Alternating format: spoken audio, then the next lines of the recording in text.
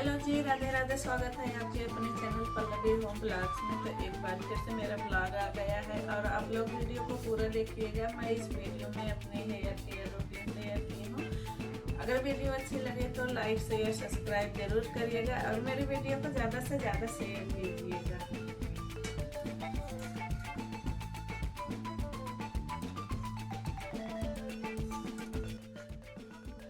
तो गुड़िया से पूछा मैंने कि बेटा आज नाश्ते में क्या बनाऊँ। तो गुड़िया बोली कि मम्मी कुछ भी बना लो। तो मुझे लगा कि जो जल्दी हो जाए, मम्मियों को तो यही रहता है ना कि जो जल्दी हो जाए फटाफट सुबह के टाइम, तो उसी तरह से नाश्ता बना लेती हैं। तो मैं आज उपमा बनाई हूँ और इनके लिए चना और एप्पल काट के रख दी हूँ, तो इनको दे देती हूँ। और फिर ये लोग नाश्ता किए और अपने अपने काम पे चले गए। गुड़िया स्कूल चली गई, उसके पापा ड्यूटी चले गए। तो फिर मैं घर का सारा काम निपटा ली हूँ और आ गई हूँ यहाँ पे एलोवेरा लेने के लिए।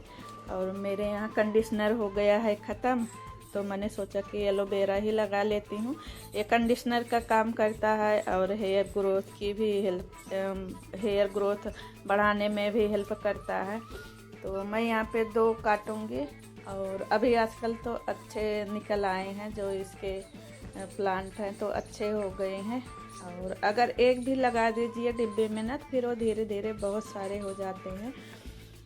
तो देखिए मेरे जीने पे ना जो टाइल्स है वो नहीं लगी हुई है, सरकारी रूम में से ही होते हैं। तो एलोवेरा लाने के बाद इसको मैं अच्छे से धुल लूँगी और धुल के रख दूँगी। थोड़ा सा ये सूख जाएगा, उसके बाद फिर मैं निकाल लूँगी सब्जियाँ। तो काटने के बाद इसको 10-5 मिनट रखना पड़ता है और फिर सब्ज़ी निकालूंगी, सब्ज़ी काट लूँगी, उसके बाद फिर इसको निकालूंगी। और इसको निकालना थोड़ा सा मुश्किल लगता है, इसलिए एलोवेरा को हम हमेशा यूज नहीं कर सकते हैं। जैसे मेहंदी लगाते हैं तब मेहंदी में मिला लेती हूँ, मिक्स कर लेती हूँ, और नहीं तो जब मेरा कंडीशनर ख़त्म होता है तब यूज करती हूँ। और अगर आपको अच्छे हेयर्स चाहिए तो फिर देखिए हेयर केयर रूटीन भी फॉलो करना चाहिए, और मैं जो करती हूँ वही आप लोग के साथ में शेयर करूँगी। तो मैं सब्ज़ी में आज बनाने वाली हूँ सेम और आलू की सब्ज़ी, और सब्ज़ी काट के रख दी हूँ। फिर मैं यहाँ पे एलोवेरा चम्मच से निकाल दूँगी। और मुझे एलोवेरा निकालना, जो इसका पल्प रहता है इसका ना, तो मुझे चम्मच से ही आसानी होती है निकालने में। तो ऐसे बीच से फाड़ देती हूँ और फिर चम्मच से निकाल देती हूँ, तो अच्छे से निकल आता है। अगर हम चाकू से निकालते हैं इसका पल्प ना, तो ये जो ऊपर का छिलका रहता है तो ये निकल जाता है। तो फिर उसमें जैसे बालों में लगाते समय उलझता है, तो नहीं ठीक लगता है। फिर उसके बाद आप चाहे मिक्सर में पीस लीजिए या हैंड ब्लेंडर से ब्लेंड कर लीजिए। तो मैं यहाँ कटोरी में निकाली थी इसीलिए कि मैं ब्लेंडर चला दूँगी इसी में, फिर दूसरा बर्तन मुझे यूज करना नहीं पड़ेगा। और यहाँ पे पतिदेव थोड़ा सा कपड़ा फुला दिए थे बाल्टी में, तो इसको भी मैं धुल के डाल दूँगी। और धूप तो है नहीं, इसलिए ज़्यादा कपड़े भी नहीं धुली हूँ, थोड़ी बहुत धुल दी हूँ, लेकिन थोड़ी बहुत तो निकलते ही हैं। यहाँ पे मैं 2 पाउच शैम्पू ली हूँ और इसमें मैं थोड़ा सा पानी डाल ली हूँ और इसमें थोड़ी सी नींबू भी डालूँगी। अगर ठंडी का सीज़न है तो आप जब शैम्पू करते हैं तो थोड़ी सी नींबू डाल सकते हैं, क्योंकि ठंडियों में डंडरफ की प्रॉब्लम ज़्यादा होती है। तो मैं तो चाहे सर्दी हो चाहे गर्मी हो, तो अगर मेरे पास नींबू है ना, तो मैं शैम्पू में नींबू ज़रूर ऐड करती हूँ। तो इस तरह से हम पहले बाल को गीला किए थे, उसके बाद फिर शैम्पू कर लूँगी, फिर उसके बाद फिर मैं लगाऊँगी एलोवेरा जो कि मिक्स करके रखी हुई हूँ। तो उसको कंडीशनर की ही जगह पे यूज करूँगी। और जैसे कंडीशनर यूज करिए, सीरम यूज करिए, तो थोड़ा सा जो बाल है ना वो अच्छे हो जाते हैं, सिल्की हो जाते हैं और कंघी करने में आसानी भी होती है। तो इस तरह से मैं अपने जो बालों की हेयर केयर रूटीन है तो वही आप लोग के साथ में शेयर कर रही हूँ। और अगर आप लोग को अच्छे बाल चाहिए, बालों की लंबाई चाहिए, तो आप अपने हेयर केयर रूटीन में इसको ज़रूर फॉलो कीजिएगा जैसे मैं कर रही हूँ। और इसको लगाने के बाद ना मैं ज़्यादा देर तक नहीं रखूँगी। अगर गर्मी का सीज़न रहता है तो 10-5 मिनट लगा के रख भी सकते हैं। जैसे लगा लिए और कपड़े धुलने लगे तो 10-5 मिनट लगा रहता है। और ठंडियों में तो नहीं रख सकते हैं क्योंकि बहुत ज़्यादा ठंडी है। मेरे यहाँ तो बहुत ज़्यादा ठंडी पड़ रही है और मैं ठंडियों में बाल जल्दी जल्दी नहीं धुलती हूँ। मुझे तो 10-12 दिन हो गए थे तो इसलिए मुझे धुलना पड़ रहा है, जो कि आज धूप बिल्कुल भी नहीं है। हेयर ड्रायर से ही सुखाना पड़ेगा।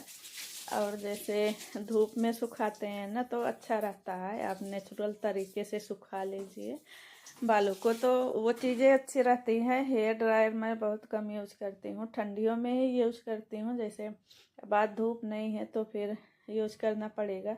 और गीले बाल को वैसे नहीं रख सकते हैं क्योंकि तबीयत भी ख़राब हो सकती है। और फिर मैं आ गई थी छत पे, यहाँ जो कपड़े धुले थे इसको भी डाल दूँगी। और मेरे साथ क्या हुआ कि कल मेरी वीडियो भी नहीं आई थी और इस वीडियो को मैं एडिट करके रखी थी और वॉइस वगैरह भी डाल दी थी। तो जैसे इसको डाउनलोड करने लगी ऐप से ना, तो ये डाउनलोड ही नहीं हो रही थी। फिर बहुत देर तक मैं परेशान रही, करती रही, नहीं हुआ।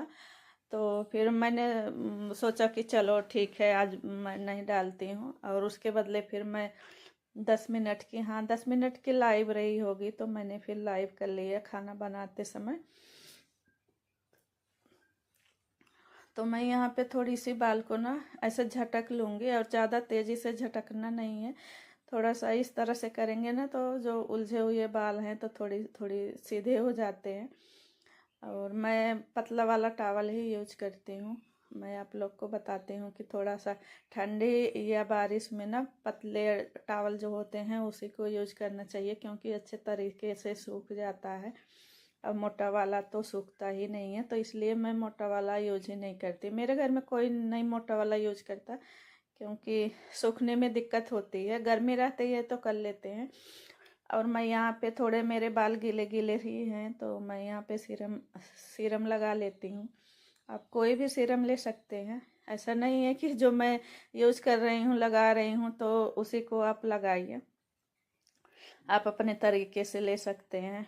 किसी किसी में मतलब कि बहुत ज़्यादा खुशबू रहती है, किसी किसी में कम रहती है, तो आपको जो अच्छा लगे आप ले सकते हैं।